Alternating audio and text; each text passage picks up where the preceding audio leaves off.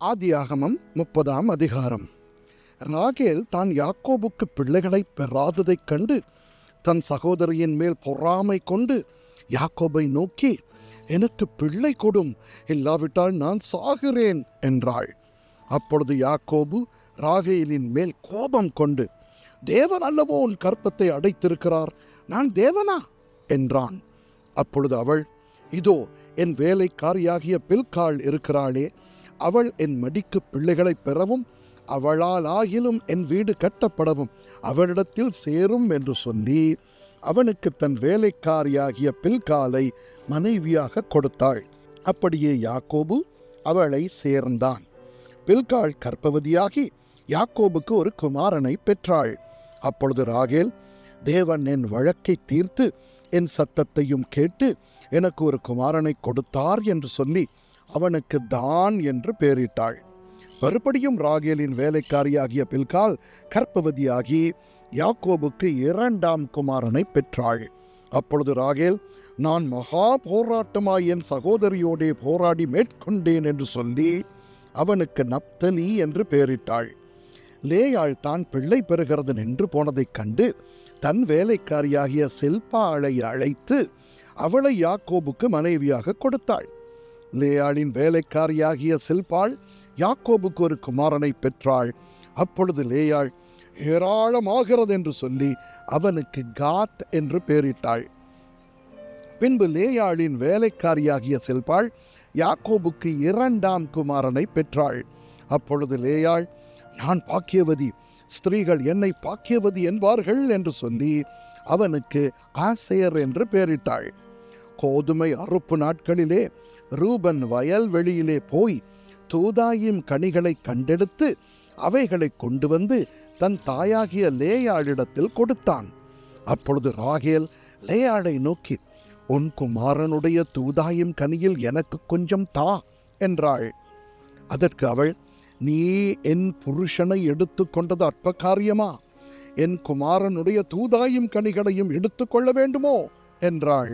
அதற்கு ராகேல், உன் குமாரனுடைய தூதாயும் கனிகளுக்கு ஈடாக இன்று இரவு அவர் உன்னோடே சயனிக்கட்டும் என்றாள்.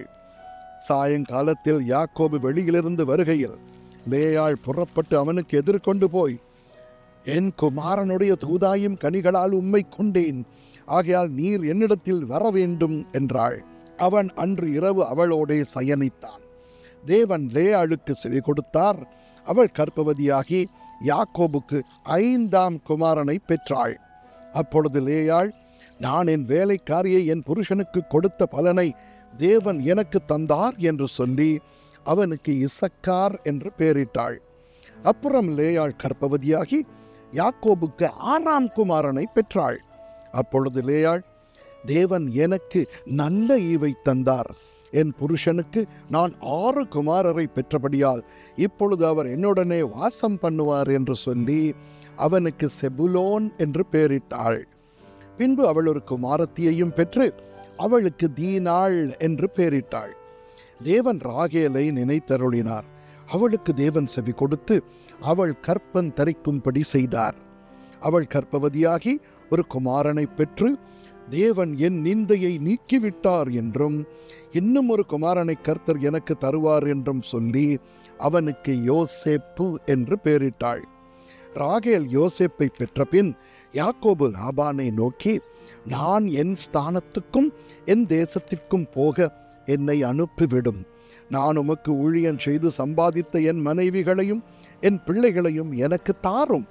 நான் போவேன். நான் உம்மிடத்தில் சேவித்த சேவகத்தை நீர் அறிந்திருக்கிறீர் என்றான். அப்பொழுது லாபான், உன் கண்களில் எனக்கு தயவு கிடைத்ததே, ஆனால் நீ இரு, உன் நிமித்தம் கர்த்தர் என்னை ஆசீர்வதித்தார் என்று குறிப்பினால் அறிந்தேன். உன் சம்பளம் இன்னதென்று எனக்கு சொல், நான் அதை தருவேன் என்றான். அதற்கு அவன், நான் உம்மை சேவித்த விதமும் உம்முடைய மந்தை என்னிடத்தில் இருந்த விதமும் அறிந்திருக்கிறீர். நான் வருமுன்னே உமக்கு இருந்தது கொஞ்சம், நான் வந்தபின் கர்த்தர் உம்மை ஆசீர்வதித்ததினால் அது மிகவும் பெருகியிருக்கிறது. இனி நான் என் குடும்பத்துக்கு சம்பாத்தியம் பண்ணுவது எப்பொழுது என்றான். அப்பொழுது அவன், நான் உனக்கு என்ன தர வேண்டும் என்றான். யாக்கோபு, நீர் எனக்கு ஒன்றும் தர வேண்டியதில்லை. நான் சொல்லுகிறபடி நீர் எனக்கு செய்தால் உம்முடைய மந்தையை திரும்ப மேய்த்து காப்பேன். நான் இன்றைக்கு போய் உம்முடைய மந்தைகளை எல்லாம் பார்வையிட்டு அவைகளில் புள்ளியும் வரியும் கருப்பும் உள்ள செம்மறி ஆடுகளையும் வரியும் புள்ளியும் உள்ள வெள்ளாடுகளையும் பிரித்து விடுகிறேன். அப்படிப்பட்டவை இனி எனக்கு சம்பளமாய் இருக்கட்டும். அப்படியே இனிமேல் என் சம்பளமாகிய இவற்றை நீர் பார்வையிடும் போது என் நீதி விளங்கும். புள்ளியும் வரியுமில்லாத வெள்ளாடுகளும் கருப்பான செம்மறியாடுகளும் என் வசத்தில் இருந்தால் அவை எல்லாம் என்னால் திருடிக் கொள்ளப்பட்டவைகளாய் எண்ணப்படட்டும் என்றான். அதற்கு லாபான், நீ சொன்னபடியே ஆகட்டும் என்று சொல்லி அந்நாளிலே கலப்பு நிறமும் வரியுமுள்ள வெள்ளாட்டு கடாக்களையும் புள்ளியும் வரியுமுள்ள வெள்ளாடுகள் யாவையும் சற்று வெண்மையும் கருமையும் உள்ள செம்மறியாடுகள் யாவையும் பிரித்து தன் குமாரரிடத்தில் ஒப்புவித்து தனக்கும் யாக்கோபுக்கும் இடையிலே 3 நாள் பிரயாண தூரத்தில் இருக்கும்படி வைத்தான். லாபானுடைய மற்ற ஆடுகளை யாக்கோபு மேய்த்தான். பின்பு யாக்கோபு பச்சையாயிருக்கிற புன்னை, வாதுமை, அர்மோன் என்னும் மரங்களின் கொப்புகளை வெட்டி இடையிடையே வெண்மை தோன்றும்படி பட்டையை உரித்து தான் உரித்த கொப்புகளை ஆடுகள் தண்ணீர் குடிக்க வரும் கால்வாய்களிலும் தொட்டிகளிலும் ஆடுகளுக்கு எதிராக போட்டு வைப்பான். ஆடுகள் தண்ணீர் குடிக்க வரும்போது பொலிவதுண்டு. ஆடுகள் அந்த கொப்புகளுக்கு முன்பாக பொலிந்தபடியால் அவைகள் கலப்பு நிறமுள்ளதும் புள்ளி உள்ளதும் வரியுள்ளதுமான குட்டிகளை போட்டது. அந்த ஆட்டுக்குட்டிகளை யாக்கோபு பிரித்து கொண்டு ஆடுகளை லாபானுடைய மந்தையில் இருக்கும் கலப்பு நிறமானவைகளுக்கும் கருப்பானவைகள் எல்லாவற்றுக்கும் எதிராக நிறுத்தி தன் ஆடுகளை லாபானுடைய மந்தையோடே சேர்க்காமல் தனிப்புறமாக வைத்துக் கொள்வான். பலத்த ஆடுகள் பொலியும் போது அந்த கொப்புகளுக்கு எதிரே பொலியும்படி யாக்கோபு அவைகளை அந்த ஆடுகளின் கண்களுக்கு முன்பாக கால்வாய்களிலே போட்டு வைப்பான். பலவீனமான ஆடுகள் பொலியும் போது அவைகளை போடாமல் இருப்பான். இதனால் பலவீனமானவைகள் லாபானையும் பலமுள்ளவைகள் யாக்கோபையும் சேர்ந்தன.